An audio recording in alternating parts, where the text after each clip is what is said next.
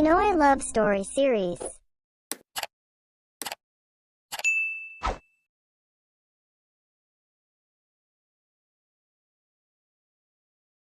Si Cheska ay isang superstar na hindi katulad ng iba.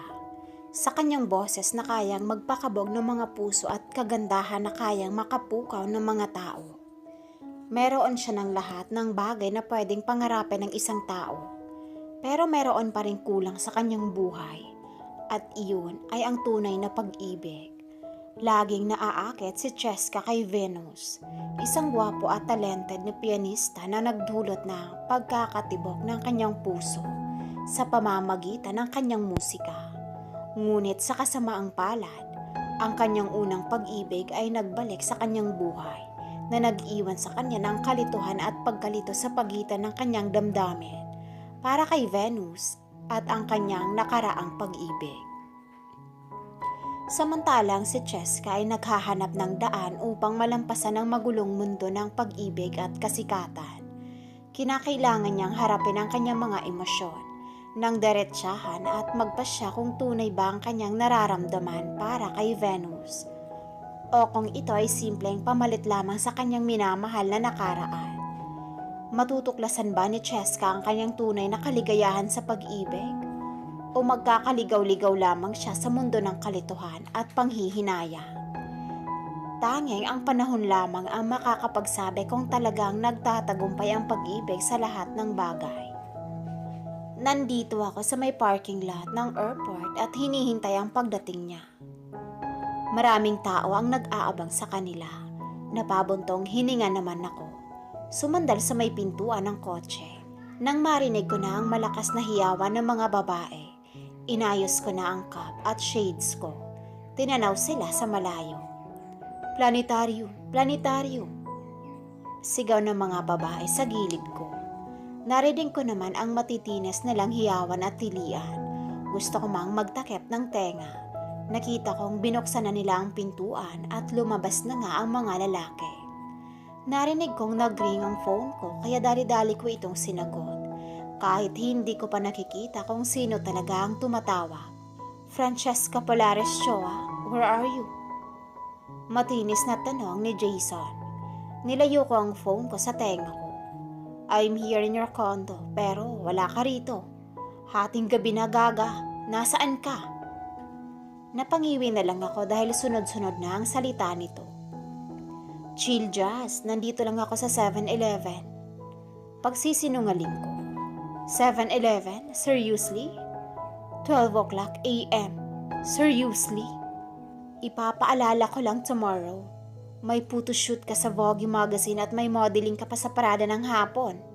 Ngayon, makita ko lang ng may eye bag ka na kasing laki ng maleta bukas. Wala ka ng trabahong mapupuntahan. Gigil na sabi niya. Napangiwi naman ako. He is my baklang manager Jason Madrid. Siya na ang unang taong nagpasok sa akin sa modeling world, kaya ang laki ng utang na loob ko sa kanya. Siya lang ang laging galit na galit sa akin kapag hindi ko siya sinusunod. But what would I do? I can't help it. My star is waiting for me. Lumakas ang hiyawan ng mga babae noong makalabas na sila ng tuluyan. Patay na naman ako. What the heck is that? Galit na tanong ni Jazz. Nothing. They just need my autograph. Sabi ko. Umuwi ka na, Cheska. Napangiwi naman ako. Hindi kita maririnig. Uuwi rin ako mamaya. At pinatay ko na ang phone. I know manggigigil lalo ito sa akin but I can't help it. I miss my man. Tinago ko na ang phone ko sa pants ko. Tiningnan ko na lang ang taong mahal ko. Napangiti naman ako. Hoy, so guwapo, Venus. If his gorgeous face is a sin, then I'm willing to be a sinner. Napangiti naman ako. Venus, take me to the Neverland. Napairap naman ako. Hurt, you are so cute.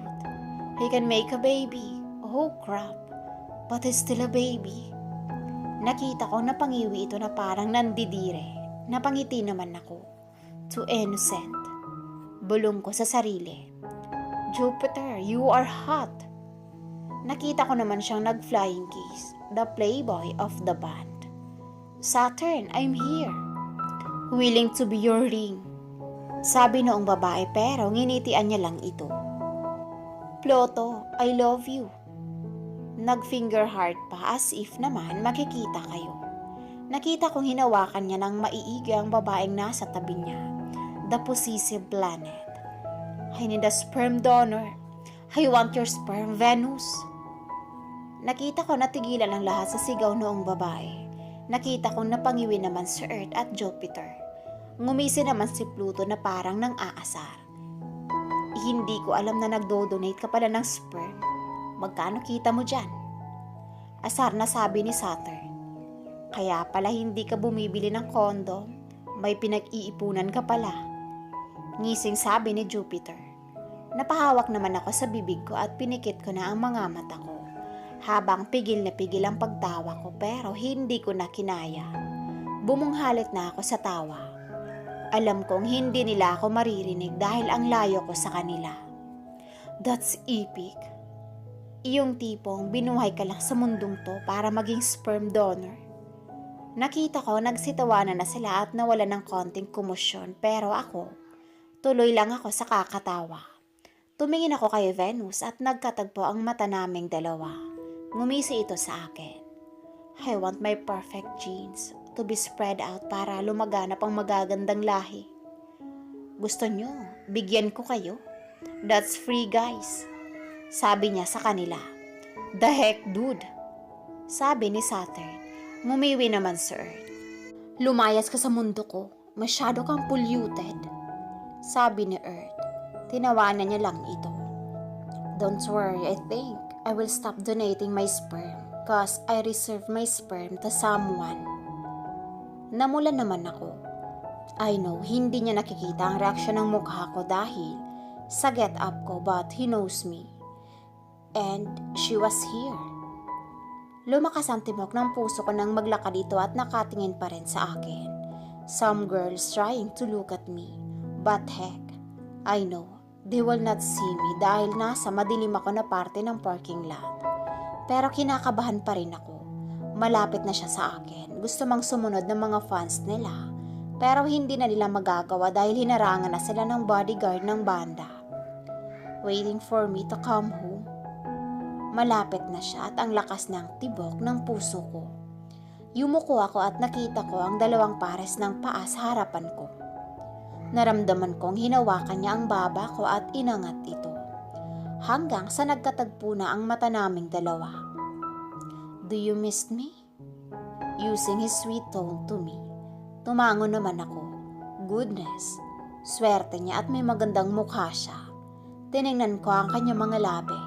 Mukha itong candy ng strawberry, pula at matamis. Narinig ko ang mahinang pagtawa niya kaya nagising ako. Maaari mo akong halikan kung nais mo. Ngising sabi niya. Napasimangot naman ako. Hinawakan niya ang shades ko at tinanggal iyon. I see his beautiful emerald eyes. Now, I see my beautiful Polaris. He whispered. Ngumiti ako ng matamis at hinawakan ang pisngi niya. My beautiful star is here. I missed you. Malambing na sabi ko. Naramdaman kong uminit ang pisngi niya kaya natawa ako. You are blushing. Pang-aasar ko pero hinapit niya lang ako at sinubsob ang mukha niya sa leeg ko. Natawa naman ako. Siya ang aking maganda at mahal kong lalaki. Siya ang pianist at visual ng banda. Siya rin ang lalaking nagbigay ng lahat ng kailangan ko. Vincent Eno Sanford, my morning star, Venus. Nandito ako sa may backstage, tiningnan ko ang mga kuko ko. Inip na ako at gusto ko nang umuwi para makasama ko na siya pero kailangan matapos ko lang itong show na ito at makalive na ako ng isang buwan. The darling of the North Star, Francesca Polaris Choa. Tumayo naman ako ng maayos at dahan-dahang naglakad papalabas.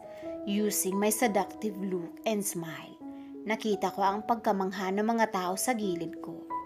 Nakasuot ako ng mamahaling damit ng pula at itim na may magandang pagkakasukat, na mahigpit na nakayakap sa aking katawan. At samahan mo pa ng 7 pulgadang mataas na takong. Nang makarating ako sa harap ng stage, hinintay ko ang visitor ng Parada Company. Alam ko na sobrang nasisihan ang lahat sa pagdating ng bisita natin at ngayon, gusto kong ipakilala si Ginoong Vincent Eno Sanford, ang bagong mukha ng male Prada Ambassador. Natigilan naman ako. Nagtilian naman ang mga babae. Shit, did I hear it right? O baka nabingi ako? Totoo bang nandito siya? Tumingin ako sa entrada ng stage. He was walking sexily and hot. Tinignan ko siyang maigi. Goodness, parang gustong tumulo ng laway ko. Para siyang pagkain na ang sarap-sarap papakin. Damn that look, na kapag nadapuan ka ng tingin niya, parang anytime buntis ka na. If I can scream, I want to shout that he is mine. Nang makita niya ako ay bigla itong ngumisi, kaya lalong naghiyawan ng mga babae. Ang ngiti mo ay akin, lahat sa paligid niya ay akin, kaya umalis ka na, kung hindi, magkakaroon ka ng problema. Bulong ko, parang naririnig niya ako. Nang makarating na siya sa harapan ko, hinawakan niya ang mukha ko at naglapat ang aming mga mata. Parang nawala na naman ako sa mundo. I love you, he whispered, habang nakatingin pa rin sa mga mata ko. Para akong nalulunod sa mga tingin niya. Napangiti naman ako. Mahal rin kita, aking bituin. Alam kong ngumingiti siya at labis na masaya sa ginawa ko. Pero hindi ko na lang muna ito pinansin. Humarap kami sa audience na parang walang nangyari sa pagitan naming dalawa. He touched my bare back at hinawakan niya ng mahigpit ang bewang ko. Nagtilian naman ang mga tao sa baba. You are perfect together. Sigaw noong babae sa baba. Pinisal naman ni Venus ang bewang ko na parang sinasabing tama ito. Nakita ko si Manager Jazz sa gilid. Umiiling ito na parang may ginawa akong masama. Unti-unting nawawala ang ngiti sa mukha ko. Sasaktan ko na naman ba siya? Papahirapan ko na naman ba ang puso niya? Gusto ko pang ipakilala sa inyo ang bagong mukha ng Prada Modeling Company, si Francesca Choa at si Venus ng Planetarium Band. Ngumiti ako. Tumingin ako sa harap ng audience area hanggang sa dumapo ang tingin ko sa pamilyar na lalaki na nakangiti sa akin sa baba. Bakit siya nandito? Bakit? Sa isip-isip ko. Napalunok ako. Binalik ko ang tingin sa harapan ng kamera. Gusto kong umiyak dahil hanggang ngayon naguguluhan pa rin ako. Alam ko mula sa puso ko na mahal ko si Venus, pero tuwing nakikita ko siya, ang aking unang pag-ibig. Nagtatanong ako sa sarili ko, mahal ko nga ba si Venus? O ginagamit ko lamang siya? Naramdaman kong hinawakan niya ang kamay ko at dinala ito sa kanyang labi para halikan. Tiningnan ko ang mga malamlam niyang mata. Through eye contact, he was saying everything will be okay. Paano nga kung ang una kong minahal ay patuloy pa rin nabubuhay sa aking puso? Nandito ako sa may sasakyan ni Venus. Tahimik lang kaming bumabiyahe papuntang Tagaytay at malapit na kami sa rest house ng family ni Venus. Sinilip ko siya sa rear mirror at nakita ko na sobrang saya niya. Natawa naman ako. Why are you laughing? Tanong niya, nakita ko pang nangunot ang noo nito. Nothing. Ngiting sabi ko. Tumatawa ka tapos wala lang. That's creep. Sabi niya, kaya napasimangot naman ako. Komento ko. Pinasok na niya ang sasakyan sa loob ng village nila. Madilim na ang lugar at malakas ang pagaspas ng hangin. Hinintunan niya ang sasakyan. Tinanggal ko na ang seatbelt ko at lumabas na ng sasakyan. Tumayo ako sa harapan at tinignan ang kalangitan. Maaliwalas at napakaraming bituin. Napangiti naman ako at pinikit ko ang mga mata ko. Naramdaman kong may yumakap sa akin at hinapit ako sa katawan niya at siniksik ang ulo niya sa balikat ko. Thank you, Cheska. Malambing na sabi niya.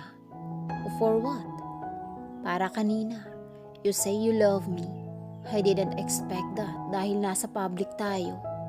Sabi niya, nalungkot naman ako. Eto na nga ba ang sinasabi ko? Aasa na naman siya. Venus, tawag ko. Hinawakan niya ang damit ko at kinuyumos ito. Babawiin mo ba? Napahinto ako at lalong bumigat ang nararamdaman ko. Ganoon na lang ba ang sakit na dinulot ka sa kanya? Hindi ba totoo yun? O dahil ba nandoon siya? Tanong niya. Inangat niya ang tingin niya at nagkatagpo ang mga mata naming dalawa. He looked at me at mas lalong naging malamlam ang mga mata niya. Ngumiti ito sa akin. Ayoko siyang saktan. I'm sorry, sabi ko. Tiningnan ko siya at hinawakan ang mukha niya. That's okay. I still love you. I always do. Sabi niya sa akin. Do I deserve your love? Tanong ko. Ngumiti ito sa akin at hinalikan ako sa pisngi. Everyone deserves to be loved, even you, Cheska. Ngiting sabi niya. But do you think I deserves you? Tanong ko. Of course, you deserve me. You are my love. Sabi niya at hinalikan niya ako sa noo. Pinikit ko ang mga mata ko. We need to hide our relationship, Venus. Mahinang sabi ko. I know. Sabi niya. Do you think we need to stop this? Tanong ko pero umiling lang ito. No. Even you have 1,000 of reason not to love me.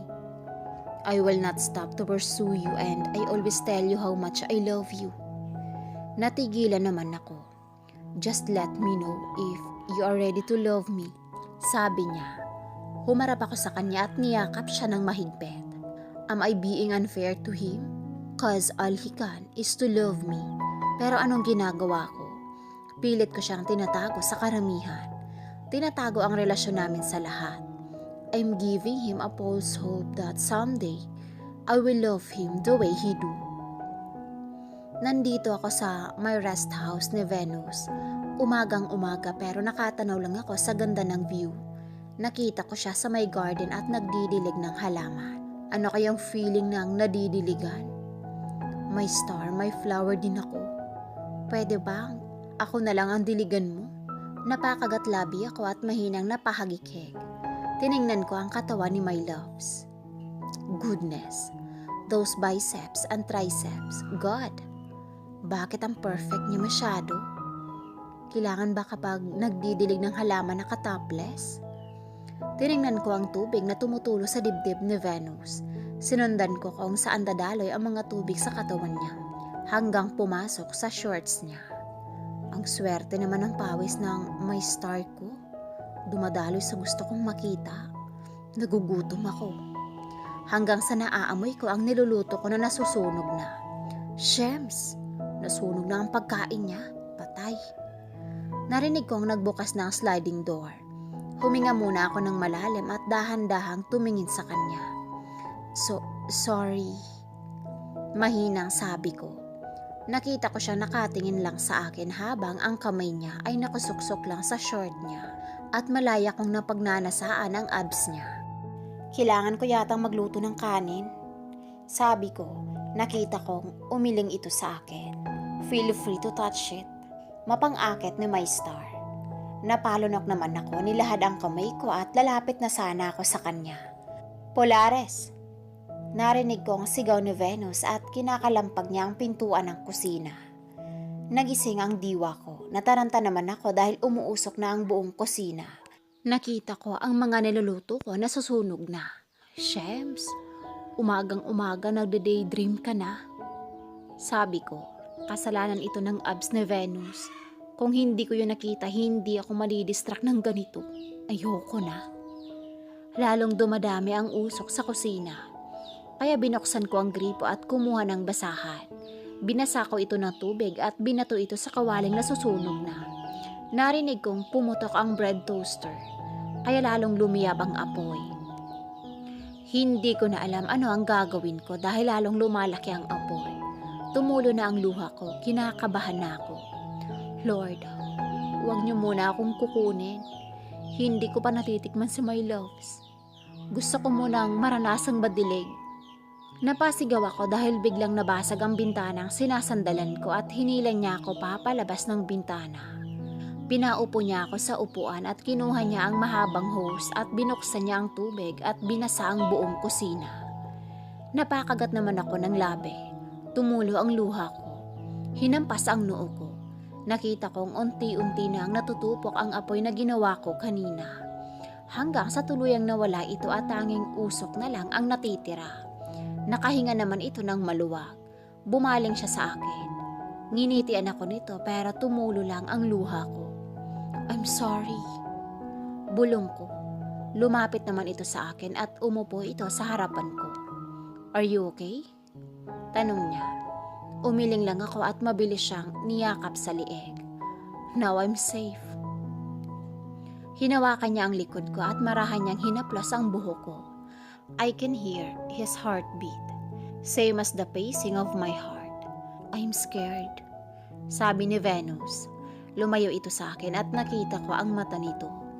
I'm sorry for what I did in your kitchen. Sabi ko, umiling lang ito. Wala akong pakialam sa kusina. Madali lang yang maayos pero kung ikaw ang nawala, baka hindi ko na alam ang mangyayari. This is the second time na natakot ako ng ganito. I don't want you to be stuck in that place. I'm scared. Naramdaman kong nanginginig na siya sa takot. Hinawakan ko ang mukha niya. I'm scared to lose you. Bulong niya at pinikit ito ang mga mata nito. Kaya hinalikan ko siya sa noo. Don't think about it. I'm safe. Malambing na sabi ko. What if mahuli ako ba? Umiiyak na rin siya katulad ko. You save me, my star. You save me. I said. I softly kissed his face and I hugged him tightly. Kung darating ang panahon na mauulit ang ganitong pangyayari, I will save you again. Kahit ako na lang ang maiwan basta makita lang kitang ligtas, masaya na ako. Sabi niya at niyakap ko siya ng mahigpit. Naramdaman ko ang likuran niya, the scars of his past. Venus ang pinakamagandang bituin sa mga terrestrial na bagay sa universo. Ngunit tulad ng buwan, may mga peklat at imperfecto rin siya, ngunit pinili pa rin niyang magliwanag. I love you, my star. Bulong ko. Nakita ko natigilan ito at niyakap ako ng mahigpit. I love you too. Bulong nito na pangiti naman ako. Sana siya na lang ang unang nakilala ko. Para sana naging madali na lang ang lahat. Pagkatapos ng insidenteng iyon ay pumunta kami ni Venus sa isang townhouse pa nila. Napakapayapa nitong tingnan. Maraming halaman at mga bulaklak. Malamig din ang hangin kahit na maaraw. Tumingala ako sa kalangitan. Napakaganda ng araw na ito para sa kanilang dalawa. Napatitig ako sa mga mukha nito na hindi talaga nakakasawang tingnan. Nang mapansin niya ang mga titig ko ay napangiti ito at lumapit sa akin. Bakit? Nakangiting tanong nito. Habang nilalapit nito ang mukha nito sa mukha niya. Hanggang sa magkatapat na ang mukha nila. Naaamoy ni Cheska ang mabangong hininga nito. Kaya labis siyang lumapit dito. Hanggang sa magkadikit ang kanilang mga ilong. Dinampian naman ito ng munting halik ni Cheska. Venus. Tawag niya rito. Usal nito. Binaba ni Venus ang kanyang kamay upang mayakap niya ng mahigpit si Cheska at ilapit ito sa kanya. Mahal kita. Mahinang usal rito. Natigilan naman si Venus sa sinabi nito. Matagal itong hindi sumagot kaya tiningnan niya ito. Napansin niyang nakapikit ito kaya tinapik niya ang pisngi nito. Nang magmulat ito ay tumingin ito sa kanya. Uy! Hindi na natapos na Cheska ang kanyang sasabihin nang mabilis siya nitong hinalikan sa labi. Mariin at nagmamadaling halik ang ginawad nito sa kanya. Pinilit niyang sabayan itong ngunit hindi na niya kaya. Pilit niya itong tinutulak at tinatapik sa dibdib para ito ay lumayo. Ngunit hindi pa rin ito ginawa. At sa pagitan ng halik nila ay nagsalita rin ito. I love you too. Malamyos na usal nito. Natigil naman ang pagtapik ni Cheska sa dibdib nito at tila nagbago rin ang paraan nito sa paghalik sa kanyang labi. Naging banayad ito at tila ninanamnam ang bawat sulok ng kanyang labi. Nang makahabol siya ng hininga at makasunod siya rito, ay naramdaman niya ang pagtaas ng labi nito na tila nasisiyahan sa ginawa niya. Kaya naman nang mapansin ni Cheska ito ay mabilis niyang kinagat ang labi nito. Nalasahan niya pa ang dugong dumaloy rito. Linayo nito ang mukha nito sa kanya at nakayokong nakangisi. Tumingin si Venus kay Cheska. Dinilaan naman nito ang dugong nasa labi nito, habang nakataas ang sulok ng labi nito. Magsasalita pa sana ito ng kalaswaan nang marinig nito ang pagkalam ng sikmura ni Cheska. Kaya mahina na lang itong natawa, habang si Cheska ay namula na lang dahil sa kahihiyan. Kain na tayo, baka mamaya ikaw pa ang makain ko. Malanding usal nito, ang dulo ng sinabi nito ay hindi na niya narinig. Ang kanyang atensyon na lamang ay nakatuon sa pagkaing nakahanda sa kanyang harapan. Umupo siya sa tabi ng lamesa at mabilis na kumuha ng pagkain para ilagay sa kanyang plato. Umupo rin sa tabi niya sa Venus. Nilagyan niya ng pagkain ang plato nito. Simple lang naman ang niluto nito. Nilagay naman ni Venus ang gatas sa tabi niya. Habang ang kape ay mariin na hinawakan ni Venus, napansin naman niya ito. Bakit? Ikaw lang ang may kape. Gusto ko rin. Usal niya. Umiling naman si Venus. Bawal sa'yo ang kape. Mag-juice ka na lang o kaya gatas mo. Ano bang gusto mo? Tanong nito. Kape nga. Minsan lang naman. Kaya sige na. Pagmamakaawa niya rito, seryosong tumingin sa kanya si Venus. Nag-beautiful eyes pa siya rito upang mapapayag ito pero uminom lang ito ng kape at hindi siya pinansin. Bakit ganyan? Tanong niya. Kaya ganoon na lamang nagmukmuk siya sa gilid at halos isumpa na ito. At ang magaling na lalaki ay ngumisi lang ng mapang-asar kaya labis lamang siyang nagngingit-ngit sa inis. Makakabawi rin ako sa iyo sa pang-aapi mo sa akin. Nagngingit-ngit na usal niya sa kanyang isip. It's been 3 days pagkatapos noong mangyari at nandito ako sa kabilang kwarto. Nagising ako na may ingay sa baba. Ang lalakas ng patugtog at pagkalampag. Goodness, I need some sleep. Nagtalukbong ako ng unan sa mukha at pilit hinahagap ang tulog ko. Pero hindi ko na magawa. I know, sasakit lang ang ulo ko kapag pinilit ko pang matulog. Kaya tumayo na ako at niligpit ko ang higaan ko. Dumiretso na ako sa banyo para maligo nang matapos ko na ang dapat gawin ko. Lumabas na ako sa kwarto ko at hawak-hawak ko ang phone ko sa kabilang kamay. Bumaba na ako papuntang sala. Nakita kong nandoon ang band at nagkakasiyahan. Hinanap ng mata ko si Venus. Nakita kong nakaupo siya sa sofa at masayang nakikipagkwentuhan sa magandang babae sa tabi niya. Naramdaman kong nanikip ang dibdib ko. Gusto ko siyang hatakin papalabas ng sala. Gusto kong magalit sa kanya. Pero alam kong hindi pwede dahil alam ng lahat na magkaibigan lang kami. Good afternoon, Cheska. Masayang bati sa akin ni Shai. Good afternoon. Sabi ko at ngumiti ako sa kanya. Sorry nga pala sa ingay. Nagpa-practice kasi sila para sa world tour. Gusto mo, samahan mo ako sa kusina? Luto tayo. Sabi niya. Tumango naman ako. Maayos na ito. Wala nang bakas ng pagkasunog sa bawat lugar. Bago na ang lahat ng gamit. Naghanda kami ng pagkain para sa kanila. Nakita ko may 3 ulam na nakasalang sa kalan. Ang babango ng amoy. Napangiti naman ako. Ilang taon na kayo ni Venus? Natigilan ako sa tanong niya. Aha?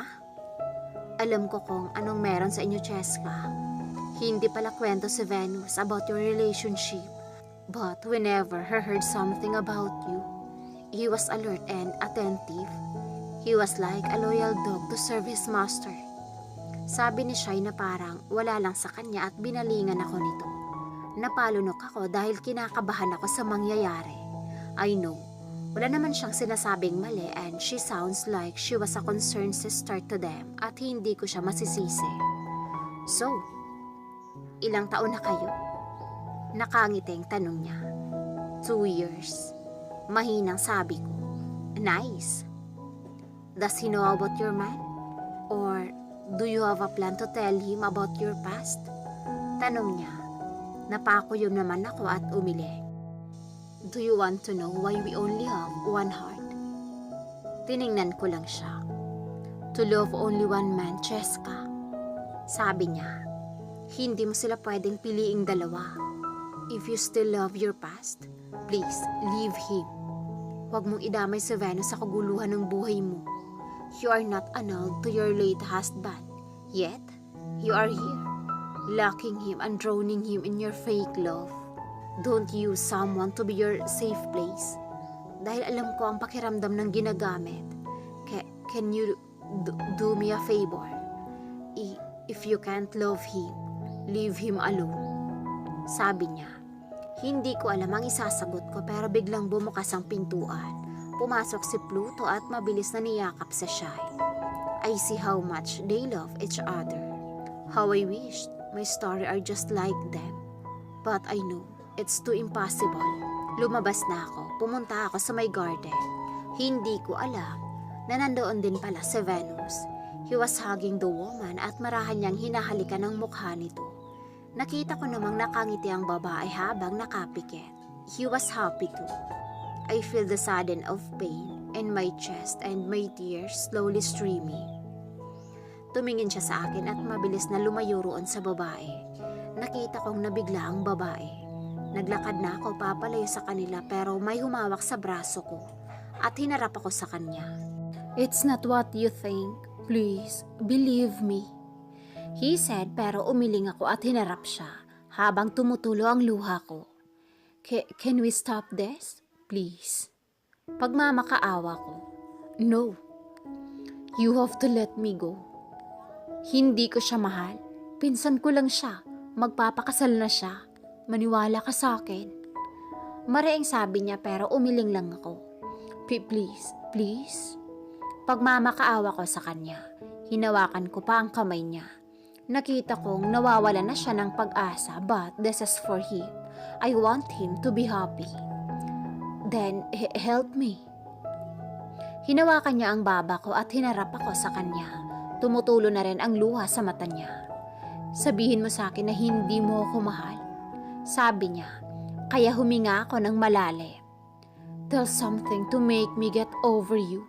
He said, hinawakan niya ang mukha ko. Is that what you want? Sabi ko, yes, hurt me, kill my heart. Mahal ko pa rin siya, Venus. Mahal ko pa rin ang aking asawa. Sabi ko, nakita ko kung paano gumuho ang mundo niya at tuluyan na nagbagsakan ang mga luha sa mata niya. Naging sobrang makasarili ako upang panatilihin ang isang katulad mo. Nararapat kang mahalin. Natatakot lang ako na kung papakawalan kita, wala nang matitira sa akin. Wala nang magmamahal sa akin. But now, I want you to be happy. Gusto mo ako maging masaya? Pero iiwanan mo ko. Hindi ito makatarungan. I don't want you to drag in my problem. Please, let me fix it. Let me do it alone, please. Okay, but please, come back. Pagmamakaawa niya. Pumikit naman ako at tumango. Then, I feel his lips on my forehead. I smile. He is the sweetest man I ever met. Unti-unti na niya akong binitawan.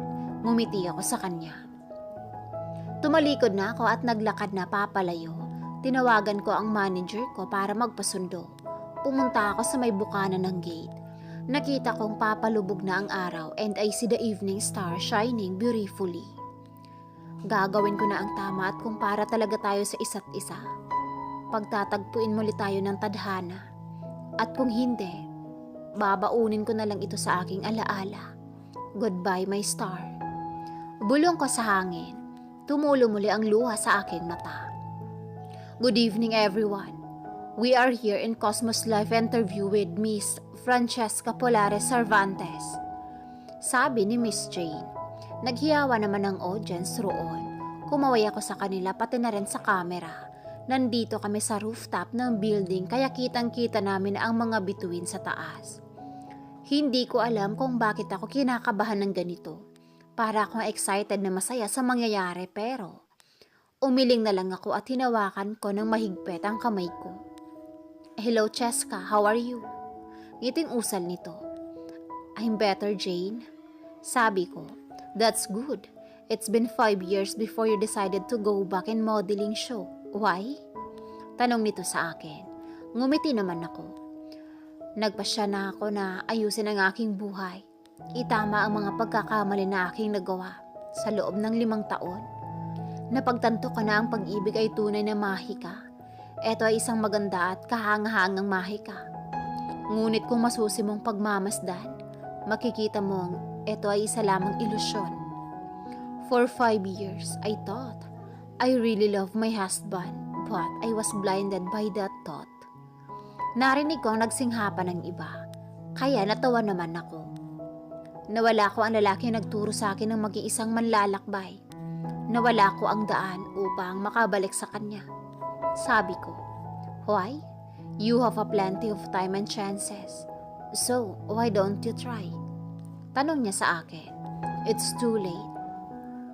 He is engaged to someone and lumunok muna ako dahil parang may kung ano ang bumara sa dibdib ko. I'm really happy for him. Ngiting sabi ko, yes, sinubukan kong bumalik pero nahuli na yata ako dahil ikakasal na siya sa iba. Nasasaktan pa rin ako. Hindi ka na babalik. Sabi niya, umiling naman ako at ngumiti. Tumingin si Jane sa camera. May nagsabi sa akin na nawala rin ang kanyang kompas. Kaya tumingin siya sa langit at nakita niya ang pinakamaliwanag na bituin. Gusto mo bang malaman kung sino iyon? Tanong niya sa akin. Polaris. Biglang namatay ang ilaw at biglang may nagsalita. I know that voice. Kumabog naman ang puso ko. Gusto kong pumunta sa kanya at yakapin siya. Hanggang sa nawala ang tunog ng piano. Bumukas na ang ilaw at narinig ko ang hiyawan ng mga babae sa gilid. Tumingin ako sa kanya at nagkatagpo ang mata naming dalawa. Tumulo ang luhang pinipigilan ko at dali-dali ko itong pinunasan. Ngumiti siya sa akin at huminto sa harap ko. Bakit nga ba hindi pwedeng diktahan ng tadhana? Dahil kapag lalo mong pinipilit ang gusto mo, lalo ka lang masasaktan. Lalo ka lang mahihirapan. Pero kung para sa'yo ang isang bagay, babalik at babalik ito. Like my beautiful star, Venus. Mahinang sabi ko, nakita ko, ngumiti siya. Do you still remember if you don't go back? How I look for the brightest star to find you. I will do everything to get you back. To back in my arms. Sabi niya sa akin.